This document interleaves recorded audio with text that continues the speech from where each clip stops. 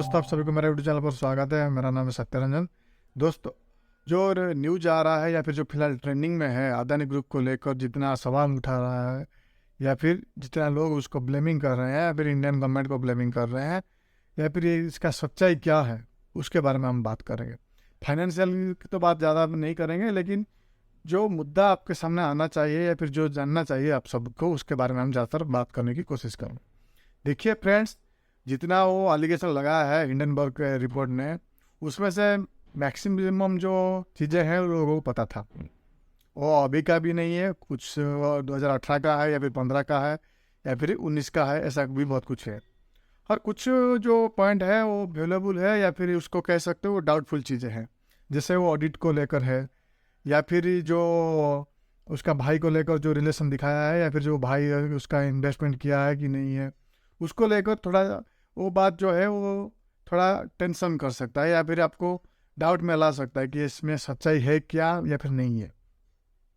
कुछ चीज़ें ऐसे हैं और इसके अलावा बाकी जितने सारे चीज़ें हैं वो सब नॉर्मल बातें हैं या फिर आपको सबको जानते होंगे।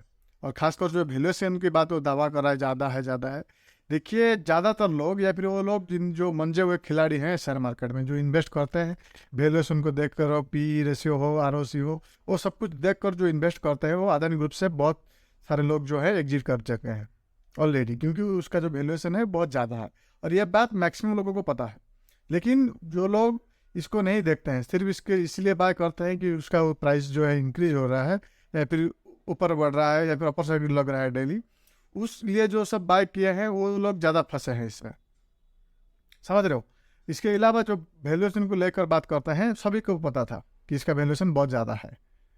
एटलीस्ट 40% 30% तो ज़्यादा था बहुत सारी चीज़ों में। और कुछ इसका ग्रुप जो कंपनी है बहुत सारे है, कुछ ग्रुप को छोड़कर बाकी सब ग्रुप भी अच्छा नहीं है। और ये बात भी बहुत लोग जानते हैं या फिर जो लोग एनुअल रिपोर्ट पढ़ते होंगे या फिर फाइनेंशियल स्टेटस देखते होंगे इस कंपनी का कितना है कैसा है, वो लोग इसके बारे में बहुत अच्छी तरह से जानते थे। लेकिन प्रॉब्लम क्या आता है कि जब रिटेल इन्वेस्टर का एंट्री बहुत ज़्यादा मात्रा में हो गया, उसके बाद जो हिंडनबर्ग का रिपोर्ट आ गया, वहीं पर जो रिटेल इन्वेस्टर है, जो प्योर रिटेल इन्वेस्टर है, उनका जो पैसा है वो ट्रैप में है। या फिर वो नुकसान करके एग्जिट करे हैं या फिर वो अभी भी उस ट्रैप में है। समझ रहे हो? तो उसका रिकवरी होना कब होगा ये कहना मुश्किल है, कितना वक्त लगेगा ये भी कहना मुश्किल है। ये सब के लिए टाइम लगेगा। दूसरी बात, जो हिंडनबर्ग की बात को जितना सीरियसली लोग लेते हैं और इसको जो तरह तरह की बातें आती है, देखिए जो कोई इकोनॉमिक ग्रोथ होता है और उस वक्त अगर उसका जो प्रशंसा जो है, उसका जो तारीफ है, अगर पूरी दुनिया करता है तो कुछ लोगों के दिल में खलकता है। और ऐसा भी और एक इकोनॉमिक है US का, उसके साथ भी ऐसा हुआ है। वो भी बोल रहा है कि अदानी ग्रुप जो है ऐसा है वैसा है। देखिए, अदानी कोई ऐसा नहीं है कि वो पिछले 1 साल में आके इतना बड़ा हो गया या फिर वो पिछले 5 साल से है। उसका बिजनेस 20 साल पुराना है और उसे वो मंजे हुए खिलाड़ी जैसे बोलते हैं।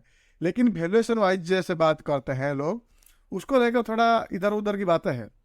और कुछ यूट्यूबर आके डायरेक्ट जैसे ऐसे बोलते हैं कि जैसे ये BJP का एक पार्ट है, ऐसा मतलब ब्लेमिंग लगा रहे हैं। और इसके पीछे और भी बहुत सारी बातें हो सकता है। लेकिन जो आपको बात याद करना चाहिए कि जो हिंडनबर्ग है वो ऐसे दूध का धुला नहीं है। वो उसकी मतलब के लिए करता है, पहली बात। और दूसरी बात, उसका जो जितना बार वो सक्सेस हुआ है ऐसे करके, वो 60% है। इसका मतलब ये भी है कि वो 40% गलत भी हो सकता है। और हुआ भी 1-2 कंपनी छोड़कर बाकी जितना भी कंपनी में वो ऐसे रिपोर्ट निकाल कर शॉर्ट सेलिंग किया था और उसका वो नतीजा वो उसका पक्ष में नहीं गया।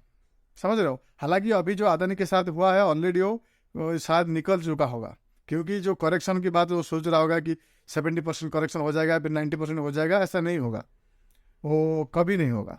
समझ रहे हो? तो कहीं ना कहीं उसका जो प्रॉफिट है वो निकाल कर भी चला गया होगा या फिर चला जाएगा। लेकिन जो लोग रिटेल इन्वेस्टर थे उनका पैसा जो है बहुत ट्रैप में आ गया है या फिर उनका जो निकलने के बारे आई 30% माइनस हो गया, 40% माइनस हो गया, ऐसा होगा।